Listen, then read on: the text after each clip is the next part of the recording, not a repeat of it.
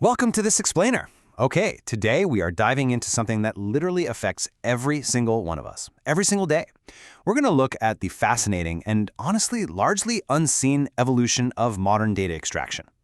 Over the next few minutes, we'll trace exactly how we went from a world where personal privacy was just, expected to an environment where almost everything we do is tracked, measured, and, well, monetized.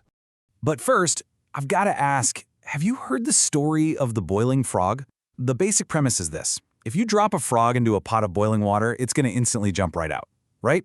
But if you put it in a pot of cool water and just slowly, gradually turn up the heat, the frog actually won't notice the incremental changes in temperature until it is entirely too late. It's this incredibly powerful metaphor for how really slow, incremental changes to our environment can go completely unnoticed. So here's the crucial takeaway right up front. We are the frogs, and our personal privacy is that boiling water. Over the last few decades, the temperature has just been steadily rising all around us. And while we were, endlessly distracted by the sheer convenience of all this new tech, smartphones, instant mapping, free email, the whole shebang, our privacy was just slowly eroding. We didn't jump out of the pot because the changes happened just one tiny degree at a time. Okay, let's dive into this. To understand exactly who is turning the dial on the stove, we have to look at a concept coined by scholar Shoshana Zuboff called surveillance capitalism. She defines it as a market venture powered by unilateral claims to others' experience.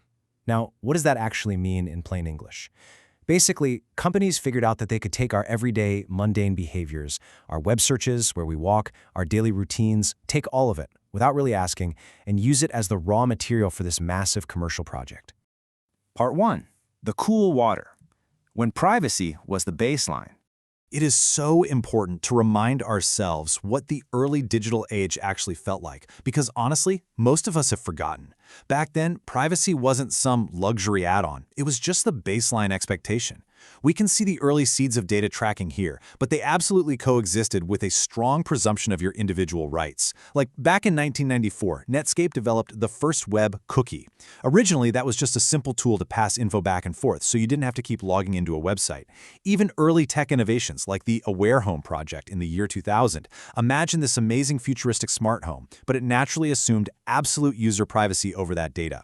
And crucially, by late 2000, the Federal Trade Commission here in the US actually recommended federal online privacy legislation because they realized, hey, self-regulation isn't going to cut it. The government was actively looking to protect consumers, so the water was nice and cool. Part 2. Lighting the stove. The post-9/11 security shift. So let's do a quick temperature check and see how global events suddenly ignited the burner under our proverbial pot. Before 9/11, government policy was highly focused on consumer privacy. Intelligence agencies operated on a very strict need-to-know basis for sharing data, and the FTC was really pushing for comprehensive privacy laws. But following the tragic attacks of September 11th, the whole paradigm just abruptly shifted. The focus pivoted immediately to national security. The new government mandate became a need-to-share approach, basically pooling as much data as humanly possible. And legislation like the Patriot Act dramatically expanded warrantless information collection. Almost overnight, the momentum for consumer privacy protections just vanished from the conversation. And that brings us to 2002. This right here is the watershed year. The government's urgent post-9/11 need for fast, vast intelligence gathering merged perfectly with the tech industry's brand new capabilities to track online behavior. The private tech companies had the speed and this massive data architecture that the slower, more bureaucratic state just lacked. This convergence provided the perfect shelter for this new extraction model to really take root and flourish. Part 3. The water warms up. The myth of free services. All right, so at this point in the timeline, the heat is definitely steadily rising. Tech companies needed a way to justify this totally unprecedented level of data extraction to the everyday public. So we entered into this sort of Faustian pact. The dominant narrative became, well, privacy is just the bitter price you have to pay if you want free internet services. We were slowly, carefully conditioned to just accept invasive tracking. We handed over our searches, our likes, our whole digital footprint in exchange for instant connectivity and really convenient online tools. We didn't quite realize that we weren't just users enjoying a free product. Our behavior actually was the product. Now you might be wondering, how on earth did they get our legal consent for all of this? Well, consider this absolutely staggering number: 76. Back in 2008, researchers calculated that it would take the average person 76 full workdays a year just to read all the privacy policies they encounter. I mean, think about that. That's almost 4 months of just reading terms and conditions.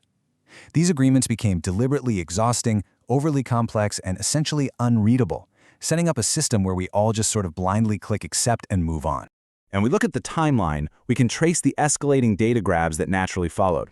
In 2010, citizens actually protested when Google Street View cameras were caught sweeping up data from private, unencrypted Wi-Fi networks. Then in 2013, the Snowden leaks revealed this deep, hidden complicity between state security agencies and corporate data hoarders.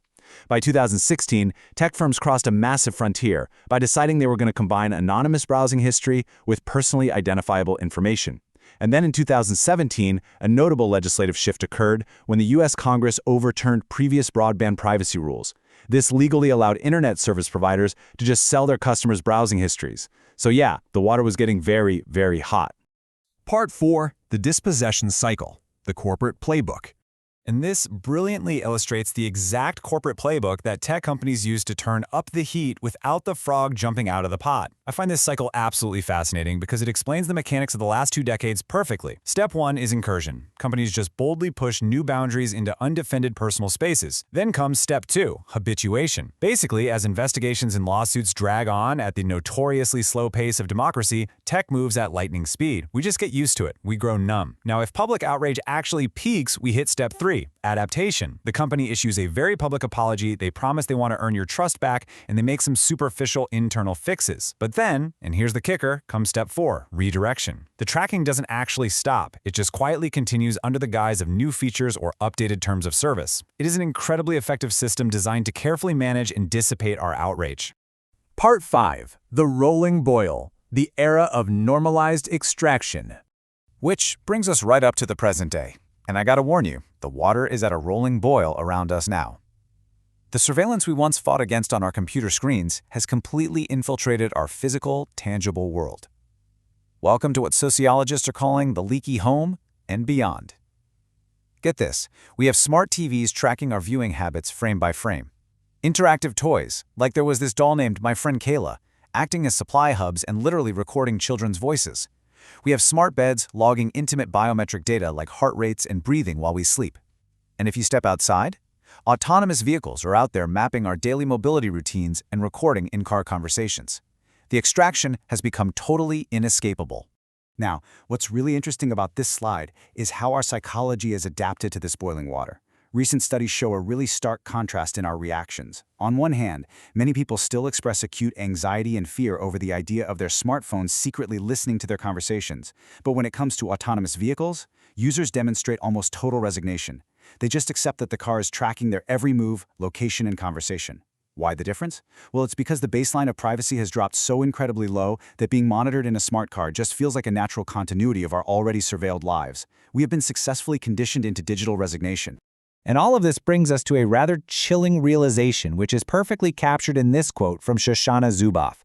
All that has changed is that now we are the animals. Think about it. Decades ago, if scientists wanted to understand the behavior of wild, free-roaming animals, they had to tag them, wedge tracking machines onto them, and follow their movements, concluding that, hey, surveillance is just the necessary price of knowledge. Well, today, those exact same tracking mechanisms and rationalizations have been repurposed and applied directly to us. We are now the ones being tagged, tracked, and monitored in our daily habitats.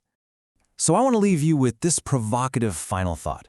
If we've failed to take notice right now, if we just accept this rolling boil as the natural, unavoidable temperature of modern life, how long until we notice nothing at all? How long until we completely forget what it even felt like to have a private sanctuary?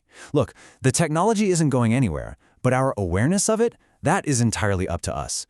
It's time to recognize the water we are swimming in before we lose the ability to jump out entirely.